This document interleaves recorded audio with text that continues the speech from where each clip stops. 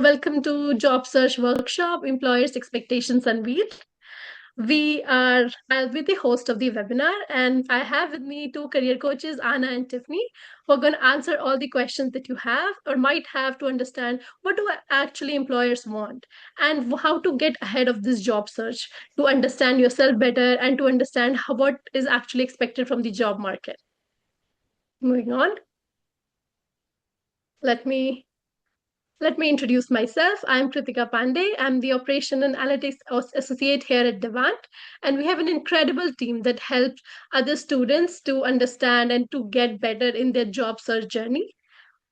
And this is Devant. And before we get started, let's move on to some understanding what all the housekeeping items. The first one is that this session is going to be recorded. So you don't have to worry about anything. This is going to be shared in YouTube, our public YouTube Devant channel. You are going to be muted, but if you have any question at any point of time, you have Q&A here, if you can see. You do not have to ask your questions in the chat. It will be easier for the person to send all the questions in Q&A so that we can even organize everything better. So send your chat to introduce yourself and questions. If you have any questions for career coaches, send it through Q&A section. Okay. Now let me tell you more about Devant, what we do and who we are. So we have simple and clear mission.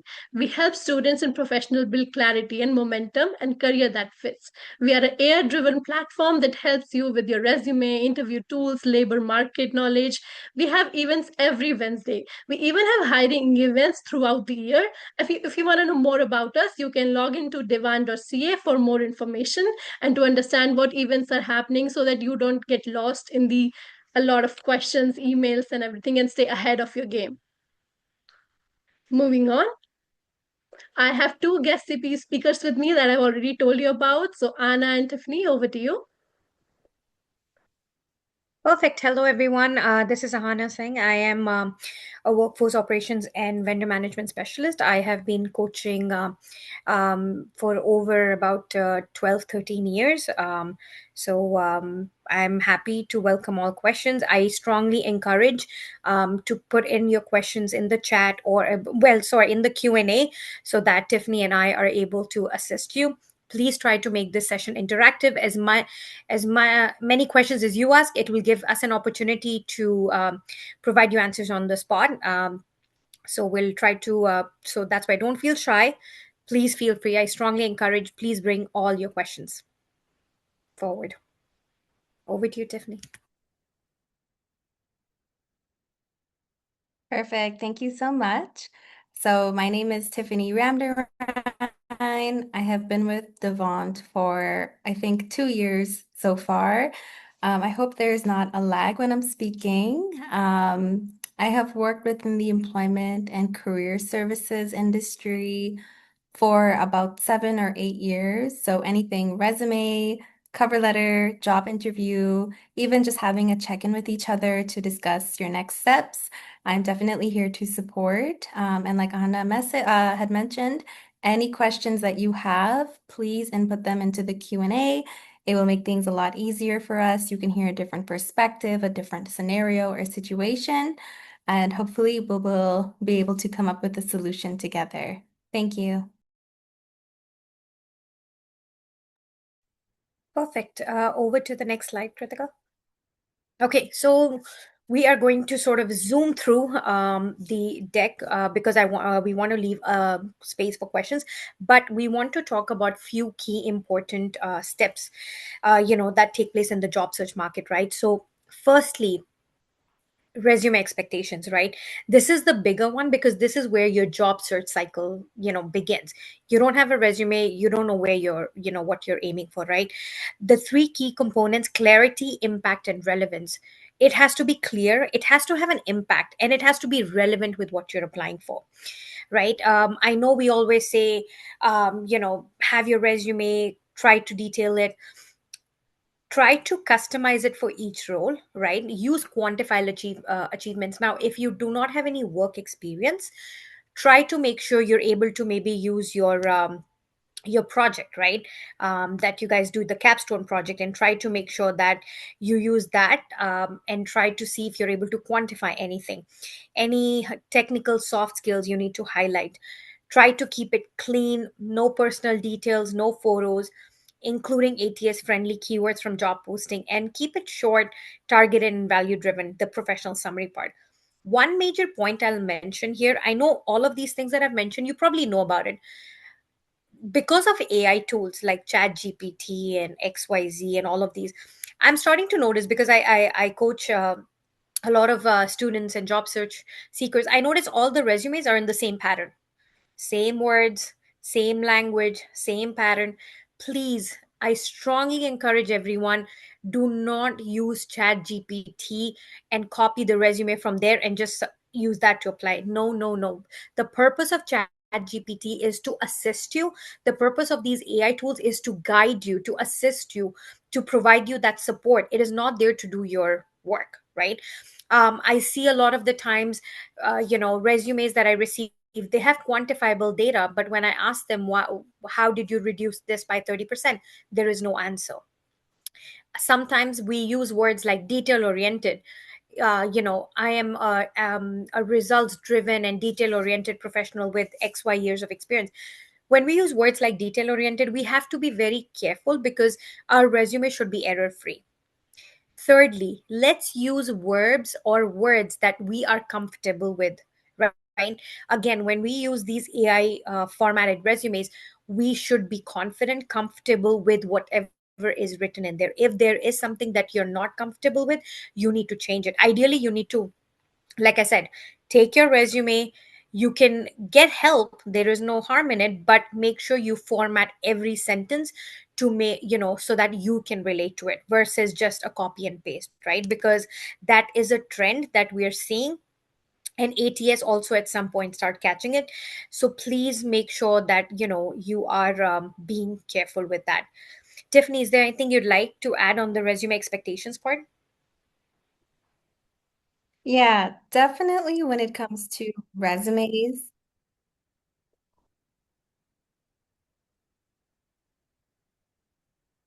Oh, are you able to hear me? Yes.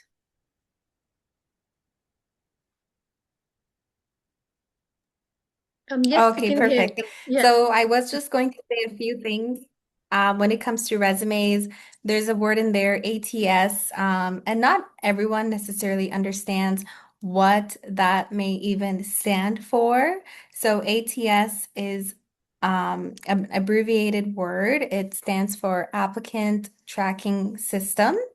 So, a lot of employers will have this software set up in order to make the process easier for them when they're screening large volumes of resumes. If there is for example, a data analyst role, they're paying 85,000 a year, it's work from home, they're going to get many applications for that job. So they may implement an ATS. And what that means when we say tailor your resume, it means the more keywords and the more you use the job description to update your resume, the higher chance you have of receiving a phone call for a pre-screening or having a technical assessment sent your way. And that's pretty much it with resumes. But if you have any other questions that are more specific, you can always put it in the Q&A. Perfect. Thank you. Kritika, next slide, please. Moving on to next slide. Okay, LinkedIn. This is probably one of my favorite, part. With LinkedIn, I think a lot of, job seekers are not understanding the purpose of it, right? It is almost like your business card in the online world, right? It is usually the traditional way before was, you look for job postings on Monster, Workopolis, Indeed, and you apply for it. LinkedIn allows you and gives you that opportunity to connect with fellow colleagues, ex-colleagues, people you might have studied with, people professors, or people within the same industry, right? So it is a very, very good tool, provided you use it the right way. you present it the right way, right? Having a complete LinkedIn profile, right? Having a professional photo, not photo that's 5-10 years old, something more recent, a professional. If you don't have one, you stand in front of a white wall, headshot, wearing professional, just a shirt, and it looks clean, nice, not picture in front of Niagara Falls. It's not Facebook. I like to be very clear about it. Let's try to keep it as a professional photo, headline that shows your value, who you are, what you do, a summary of that, right? And then strong experience section, right? Some accomplishments as resume, but more detailed. So for example, I had one student that I was coaching, and he had, like, hi, thank you for visiting my profile, my experience is this. Towards the end, he said something very nice. He was from Brazil. He said, I would love to connect with fellow people within the industry, or if you're ever looking for a trip itinerary to Brazil, please feel free to reach out, as I would love to share it. So he was from Brazil. He kind of added that last bullet as as it showcased his personality, his willingness to help, and also it was something interesting, right? Something different from the usual things that we see on LinkedIn. So try to be catchy, try to reflect that section as to who you are. Your skills and endorsements, try to highlight all the skills, right? It could be Word, Excel, it could be any programming languages, it could be any soft skills, any of those. Try to have them, try to get recommendations from your professors, your ex-colleagues, or even colleagues that you're probably working with or you're not. So try to get those recommendations, right? Be active on LinkedIn. I like to say LinkedIn is a great platform to understand where the industry stands. If you want to know how many people let's say I'm living in Sarnia, I want to know, okay, there is a Shell factory here, or I want to know how many people are working at the Shell head office. I would search Shell and manager and Sarnia. I will Anybody who's on LinkedIn, I'll be able to see that. So please try to use LinkedIn to its benefit, right? I see a lot of people create the LinkedIn profiles, but they don't use it. So try to use it. Try commenting on posts, try to share new articles, right, related to your industry. And the another thing is consistency, right? Resume and LinkedIn must match, no gaps or contradictions. Sometimes we have those odd jobs that we don't put on our resume, but we put it on LinkedIn, or vice versa. Try to keep it the same. Tiffany, you wanted to add something there? Yes, thank you so Yeah. much for sharing all those points. LinkedIn is a huge part of your job search as well. So I really love that we were able to share some details on this. Another thing that we have there is under the activity level where it says comment, sharing insights, posting your work. I know sometimes it may feel a little awkward or uncomfortable to make a post, especially if it's your first or second time doing that. But I promise you, that is what is going to open up a lot of doors for you in the future. When you're liking someone's post, when you're commenting under their post, it gets reflected to your entire network. And when someone comments under your post or they like your post, it's shared to their entire network. So I would only encourage being very active on LinkedIn if you have a full and complete profile. So what does that look like? Profile picture that's not your passport picture. It's not you wearing sunglasses or at Niagara Falls. Having a strong headline, a good summary, and like on a message had mentioned, have your work experience match with what's on your resume. I've had a lot of situations where people will say they've worked at, TD as a senior data analyst, they've worked at BMO as well as a data analyst, and they fabricate the information on the resume or they fabricate the information on the LinkedIn. We really want to avoid doing that as well because we can get caught very easily. But yeah, LinkedIn is very important. So just make sure that you don't just create your profile and have it sit there, like mentioned, that you're actually using it and connecting and liking and joining groups as well that are relevant to your field. Perfect. Thank you, Tiffany. Okay, next slide, please. Okay, interview expectations. Before I even get to these bullets here, I would strongly recommend everyone to have an interview manual. What is an interview manual? Is it's a list of probably 15 to 20 questions related to your field, related to your experience, and corresponding answers to it. What that does is use those answers, fine tune them, and start practicing it in front of a mirror, in front of, record yourself. Over time you will understand, you'll get more comfortable with not only answering interview but with your own experience or with your own resume as well, right? Because we will, with the biggest thing is we need to get rid of the hesitation that we have as interviewees. We have to get over that hesitation, so I strongly recommend everybody to have an interview manual. Now, interview, the expectations that employer have, right, like I mentioned, is preparedness, confidence, and cultural awareness.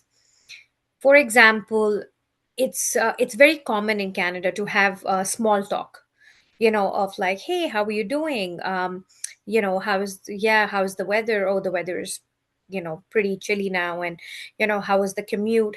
These are all called small talks. This is very normal, right? So something you should be aware of. I mean, we're always talking about work or we're always talking about weather, right? So try to have those small talks like, hey, how was your day?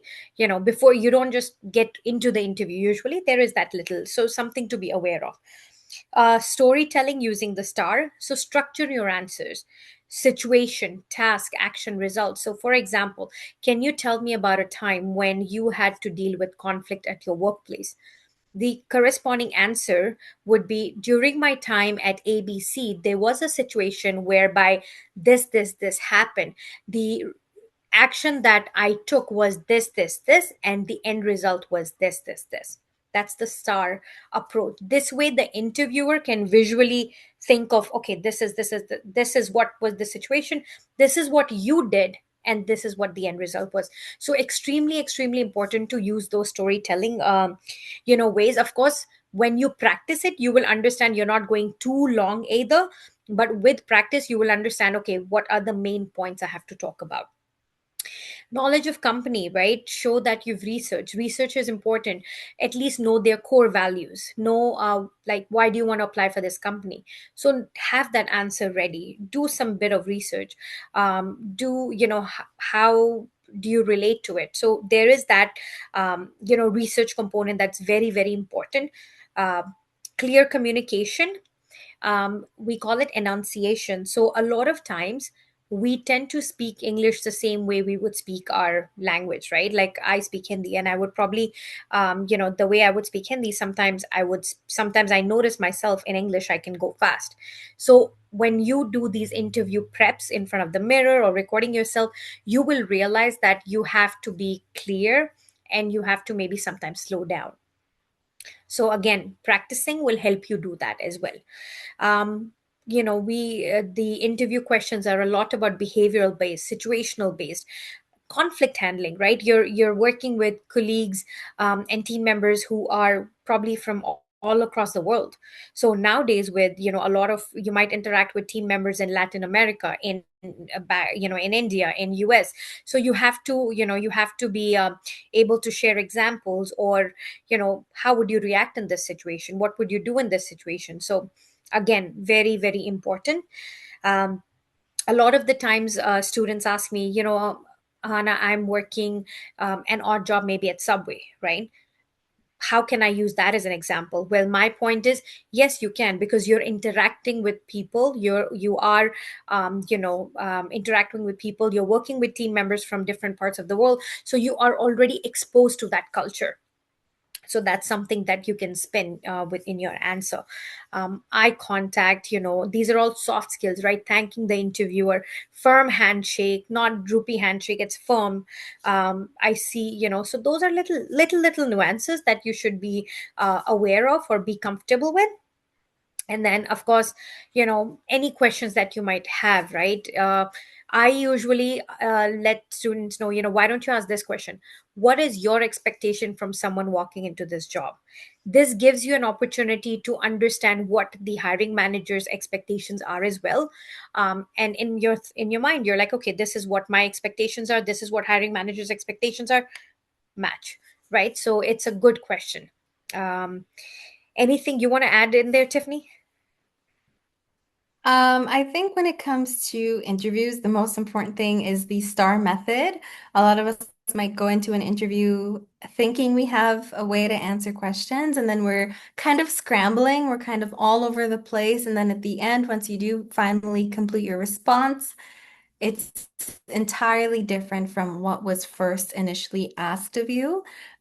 Please record yourself answering questions. Honestly, you can take a job posting that you have applied for, enter that into ChatGPT and say, could you please create situational questions for this job description? I have an interview coming up.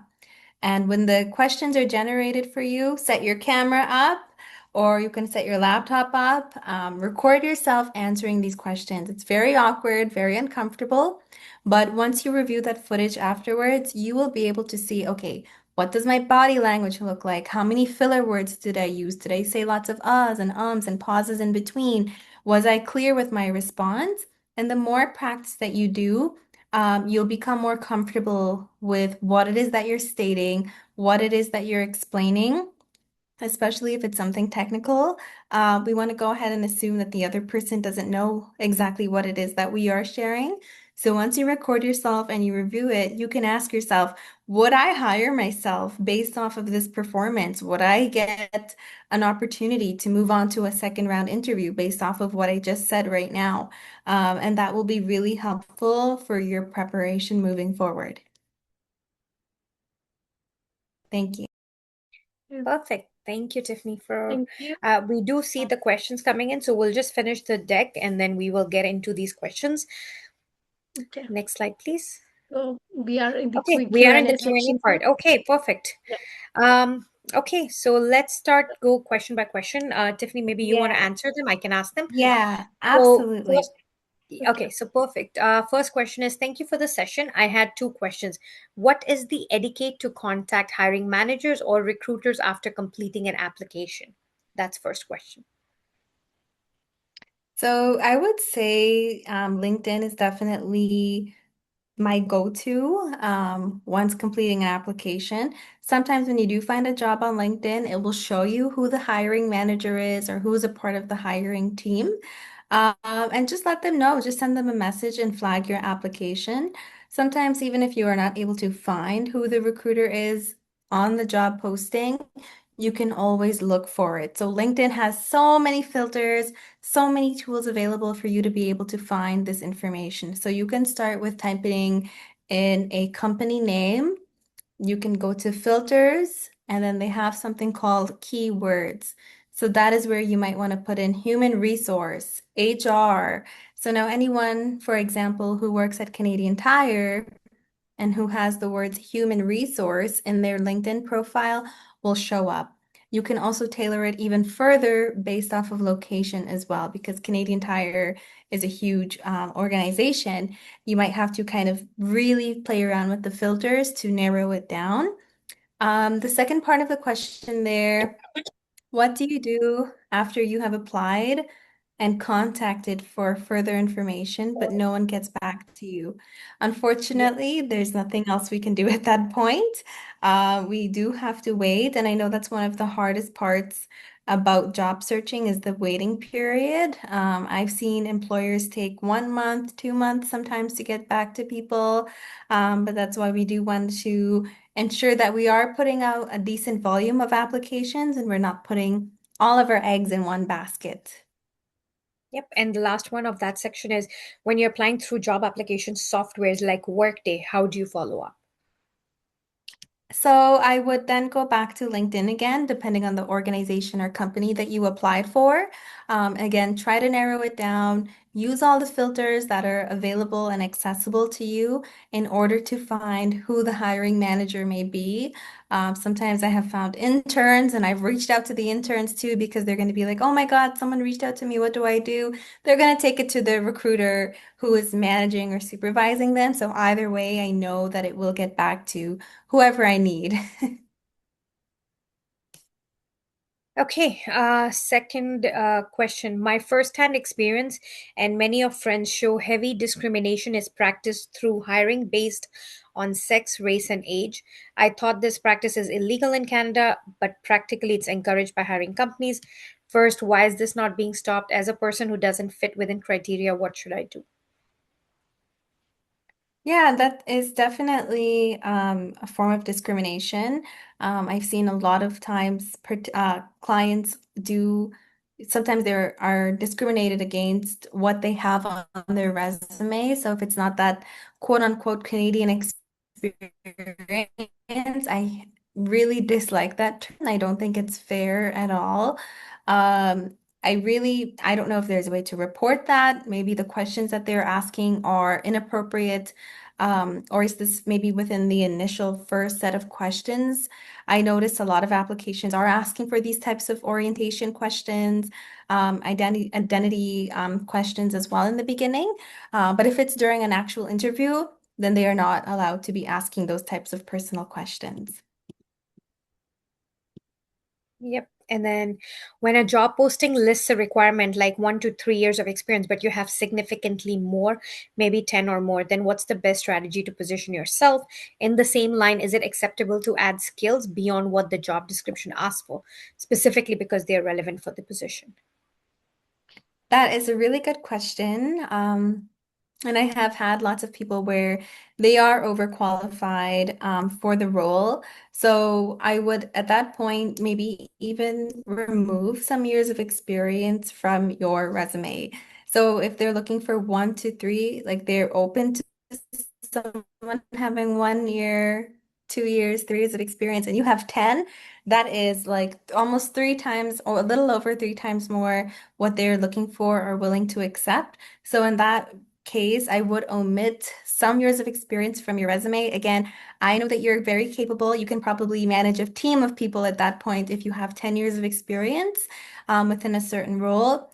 But again, in order for us to get our foot in the door, in order for us to get that first initial interview, I would try to stay with what is being asked of us within the job description.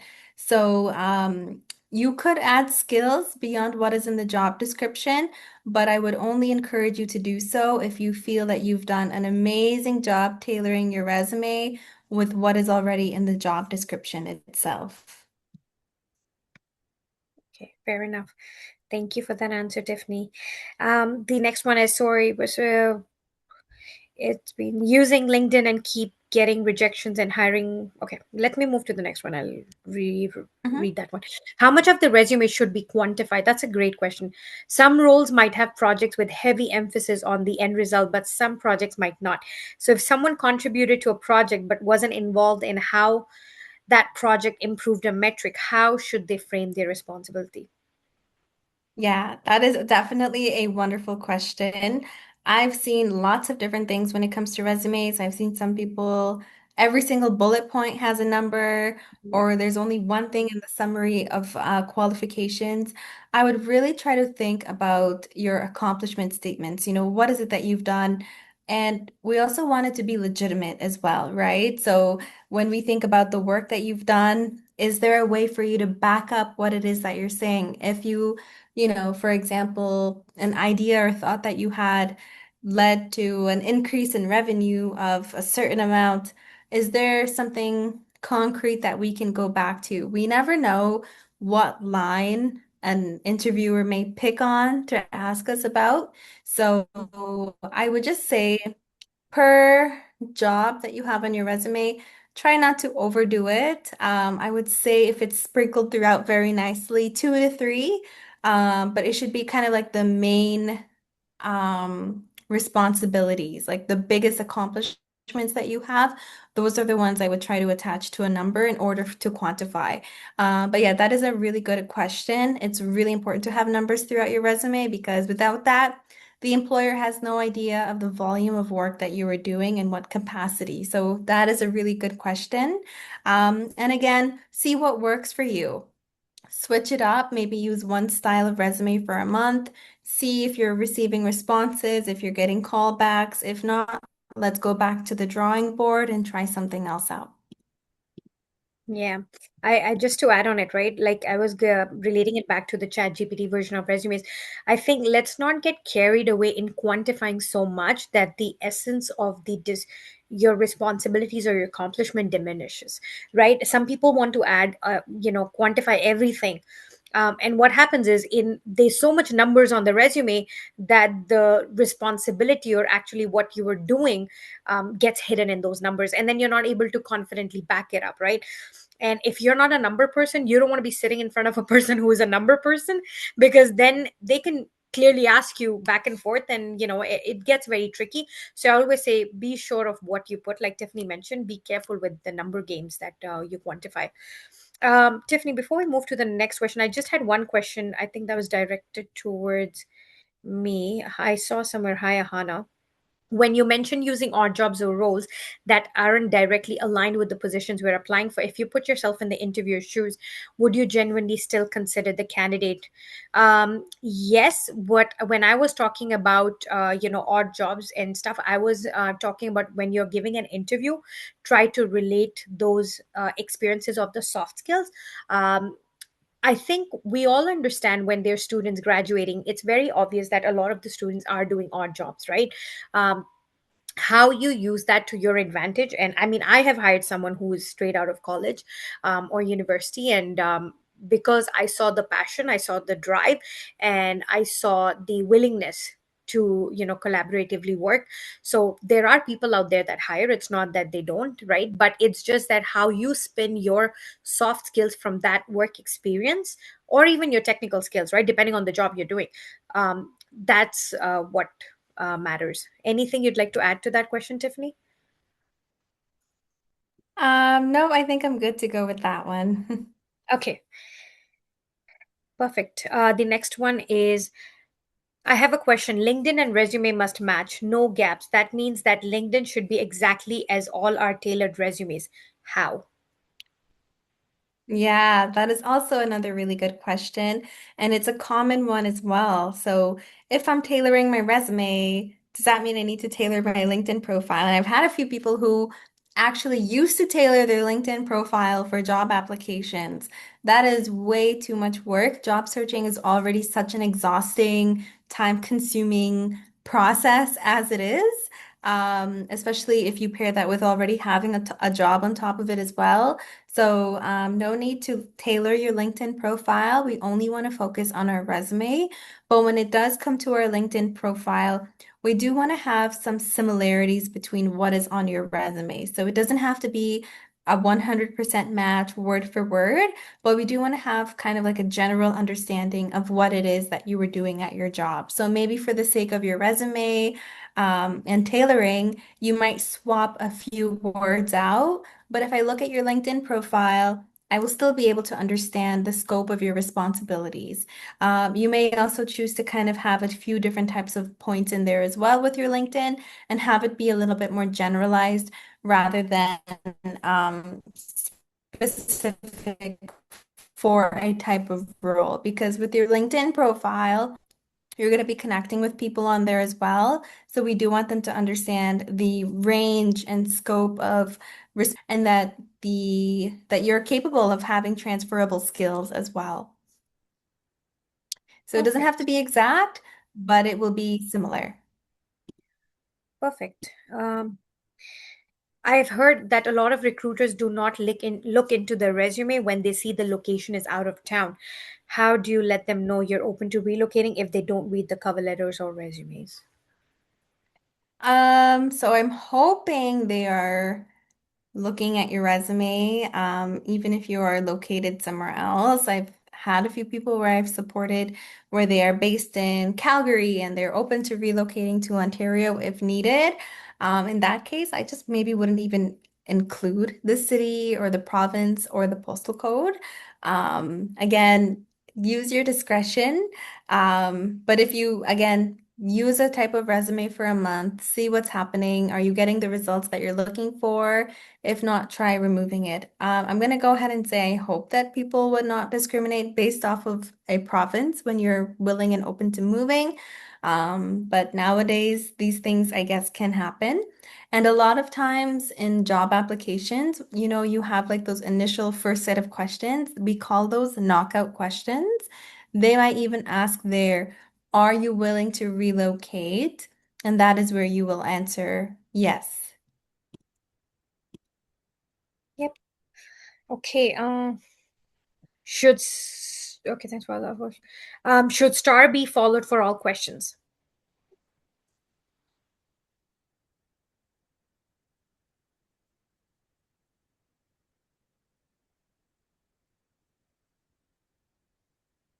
Tiffany? Sorry, what was their question? So, Which one did, what sorry, yeah, no worries. Should star be followed for all questions? I would say yes. Again, depending on the question, you may not be able to apply that same method to every single one, but have it in your mind when you're answering. If you feel a little bit flustered, I know sometimes when you have an interview coming up, I know personally, I'm not someone who does the greatest in interviews. My resume can get me to the interview, but when it comes to the real thing, I'm definitely very nervous. So when I have this at the back of my mind, it really has some like a formula for me to follow. So not every single question will be able to we will be able to apply the STAR method to. But again, try to keep it in your mind when you are answering questions. And if you find that you are feeling flustered, you can always ask the interviewer to repeat the question. And it's okay to take a pause before you start answering. It's okay to take a few seconds, digest what's being asked before you start answering as well. Perfect. This one is the most interesting one. One of the most, at least, because I see a lot of them are interesting. So Mhm. great. Just taking a minute to appreciate all the questions that you guys are sending it through. Yeah, thank Really you. means a lot. And of course, we are trying to help, each other, right, by answering all of these questions. So, which section holds the most weight in the resume? Ooh, that is also a very good question. I don't think I've ever been asked that before either. Mm, So same. I personally, I'm going to say the work experience. I think the summary or the qualifications is significant, but not as much as the work experience because that's where we have all of the room to tailor the resume. So even if we don't touch the summary or the highlights, we can Mhm. kind of compensate for the tailoring in the work experience. So yeah, work experience, I would say, holds the most weight for a resume. What about you? What do you think? I personally feel it's not particularly a section, but for the past so many years that I've been hiring and recruiting, I personally look at just the first half or three-quarter of the resume. The professional summary, if Mhm, it's able to mhm, communicate to me who you are, what you do, and how you can mhm, contribute to my team, that wins the cake for me. That because that mhm, is extremely mhm. important. If you're not able to communicate who you are, what you do, and how you can help my team, that clarity needs Yeah. to be there for me as the interviewer. And then your summary of qualification needs to highlight your skills and your accomplishments. So I feel sometimes, I scan through that. Now, depending on um, job seekers might not have the work experience. That's why I look at that aspect as well. So I personally have been looking at that, the first half or first three-quarter of the resume, and then based on that, of course, work experience automatically follows. Mhm, mhm. Okay, next question. How would Interesting. you know if you will move forward to the next interview? Ooh, so say you've had a phone call to set up the interview. Um, They will reach out. Honestly, that is it. Make sure you check your junk folders, your spam folders. Lots of emails do get lost in there as well. But if a recruiter is reaching out to you to schedule an interview, I'm sure they will let you know, either by leaving a voicemail if you missed the call or by following up with an email as well. And since we've said voicemail, I just want to quickly add in here. Um, Please go back and listen to your professional voicemails that you have set up. I know sometimes I've called some people and it's like rustling sounds or their child is crying in the background. Just go back and listen to what your settings are currently. Just have it short. It can be your first, your last name, and then like that pre-recorded message, or go online and just say, this is Tiffany. I've, missed your call. Please leave it. You know how it works. You've called someone, you've heard a voicemail before, but that's also another really key part as well, because maybe you're not able to get to the phone at time. Maybe you're doing a pickup. Maybe you're in the grocery store and it's best to phone them back in about 15, 20 minutes. Please go back to your voicemail and listen to what it is that you have set up right now. Yep, extremely, extremely important. Um, Next question is, what sites would you recommend to test resume compatibility with the ATS? That is a really good question. And my favorite website to use for this is JobScan. So I will find the link and I will put it in the chat here for everyone. But it's just job and SCAN. And So .co, I believe. JobScan, I'm sorry? Yeah, no, no, go ahead. I'll just post the link. Okay, perfect. Thank you so much. Yeah, JobScan has been very reliable. And the only reason I'm suggesting it is because people have come back and told me that they've seen a change in application. So I would never recommend anything if I wasn't seeing if it actually worked or not. So with JobScan, what you do is first, before we even go there, we're going to tailor the resume to the best of our ability. We're going to copy our resume, paste it into JobScan. We're going to copy the job description, paste it into JobScan.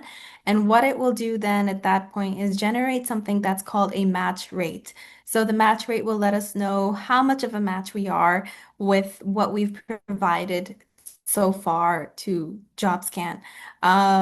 When it comes to the number, I will always encourage like 70%. If it's a job that you really, really want, you've already calculated, this is my salary, this is how much I'm going to bring home bi-weekly. I've definitely done a few of those as well. If it's something you really want, we want to have a higher match rate as well. So I find that to be reliable.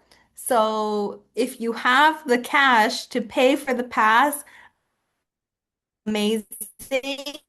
If not, it does only give 5 attempts. But once you've used up those 5 attempts, it is completely okay and legal to use another email address to have another 5 attempts to go at it. So just quick tip in there.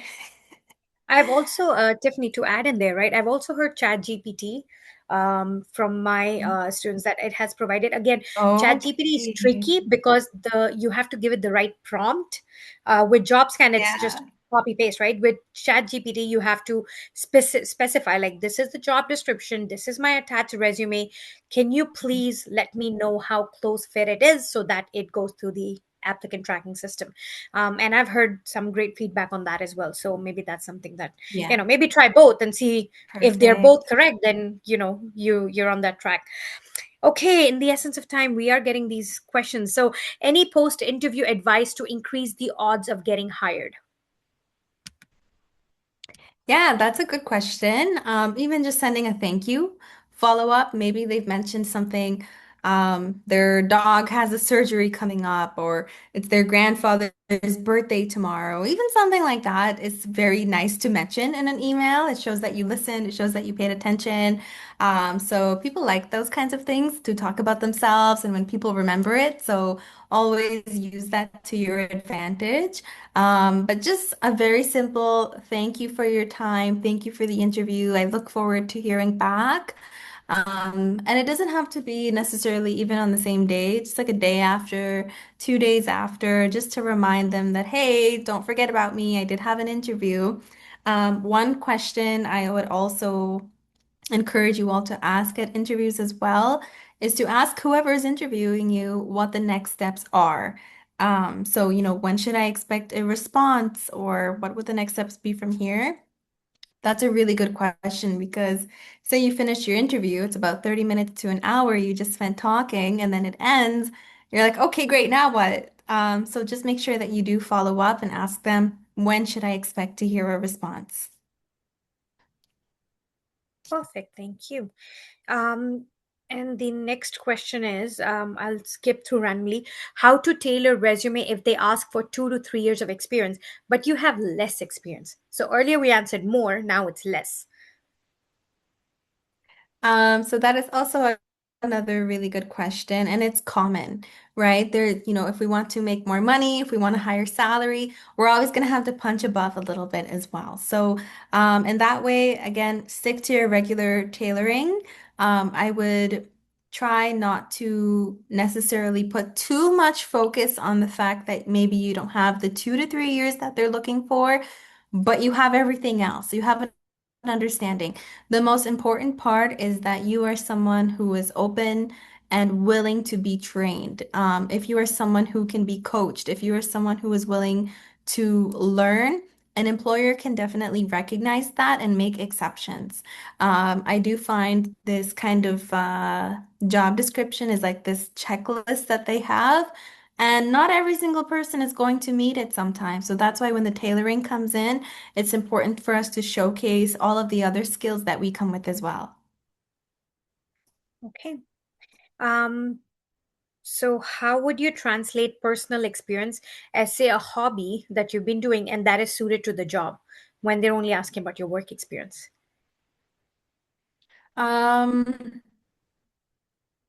so this one I'm not too sure about. So if it is something that is related, how would you translate personal experience as a So hobby? let's say this person is a does coding on the side, right, as a hobby.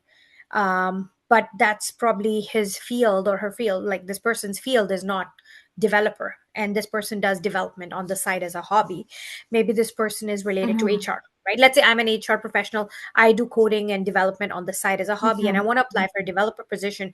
How can I pitch that hobby as a potential opportunity? That's what the question is. So I think, I'm not too sure yeah, I can about answer this that. So one. the way that's fine. So the way you can answer that question, right? So like I was talking about the first half of your resume, um, an aspiring developer with over hours of development, and then this is where you use GitHub, any online platforms that you might have developed, or any whatever in your hobby you've done. I've given an example of a developer. I'm not exactly sure what your personal skill set might be, but there are ways to tune it and to showcase it. So if you've been a developer as a hobby, you can highlight any projects that you might have done, um, any volunteering work you're doing outside, right?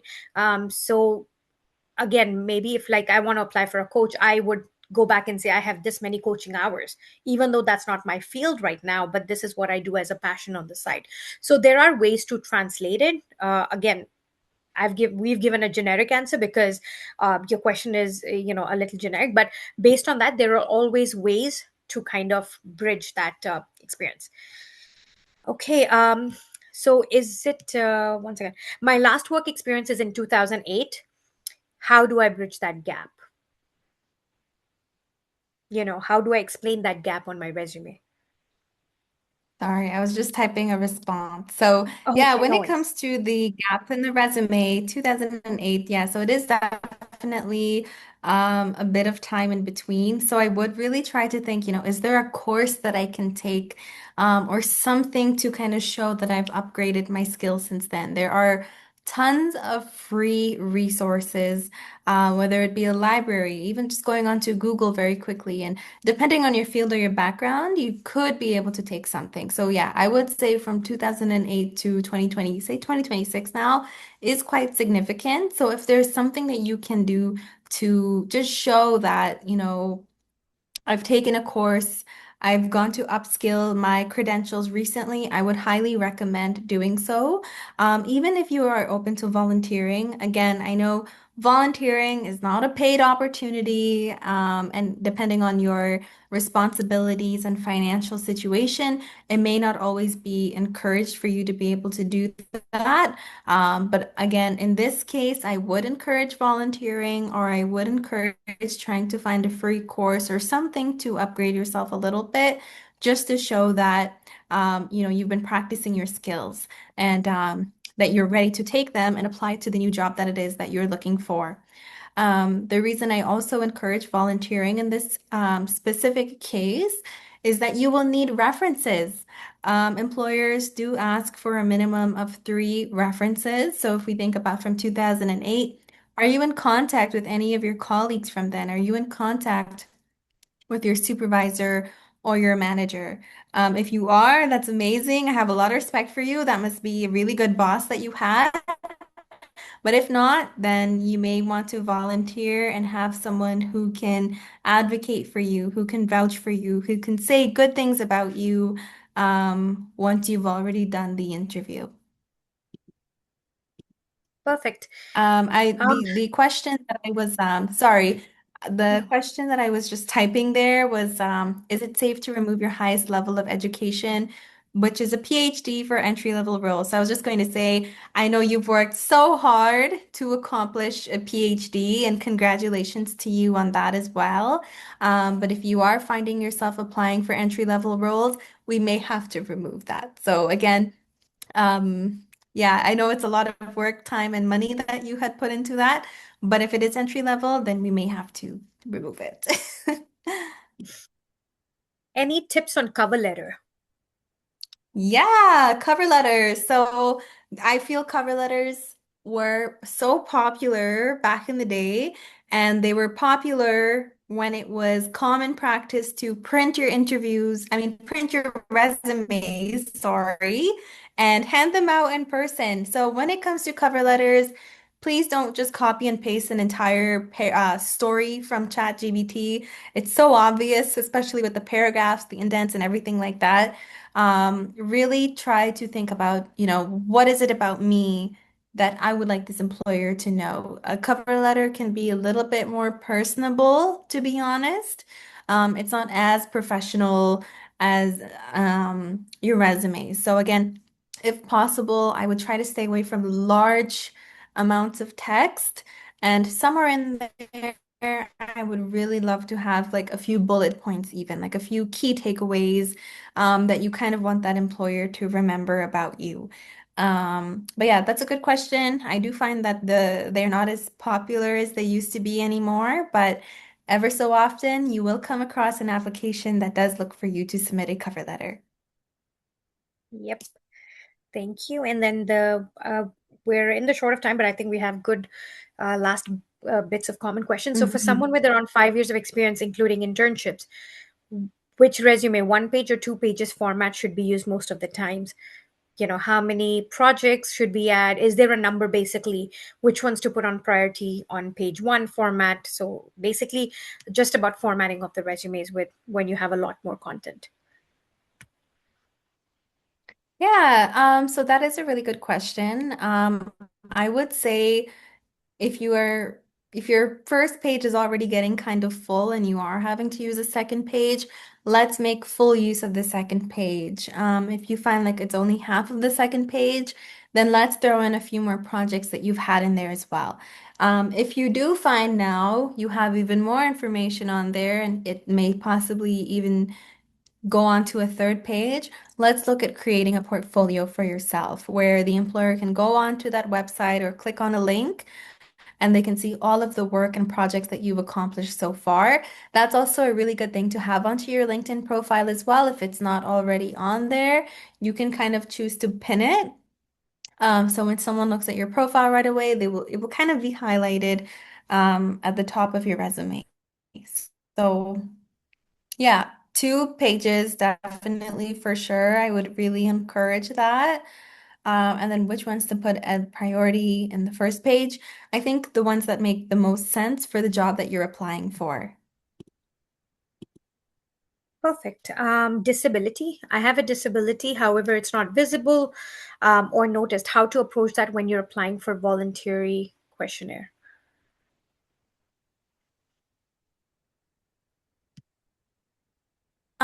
So if this is like, I believe the question is referring to kind of like those first set of initial questions that are Yes, yes, asked.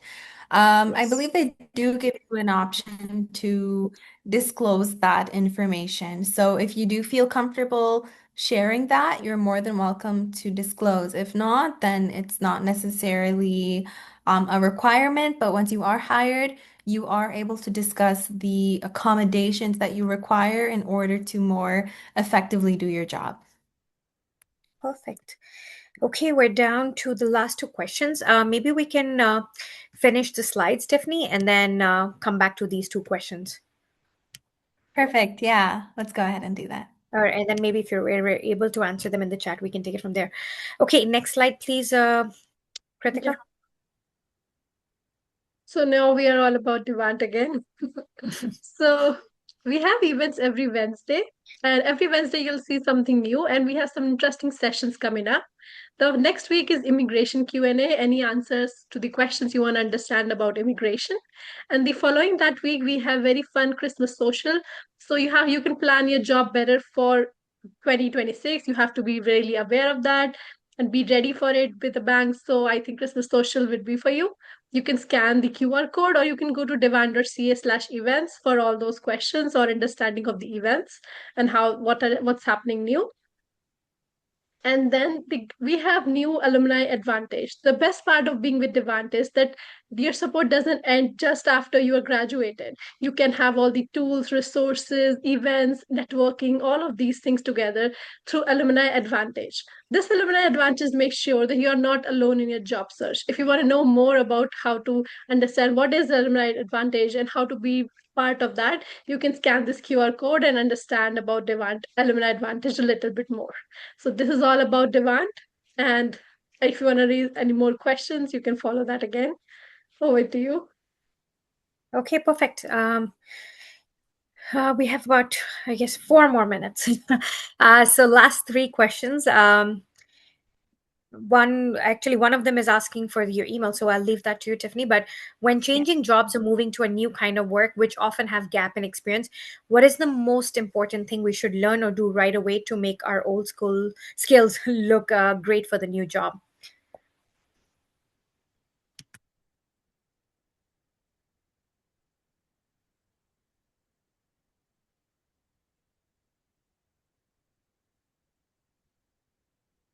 Okay, I think Tiffany is typing out the answer for that one.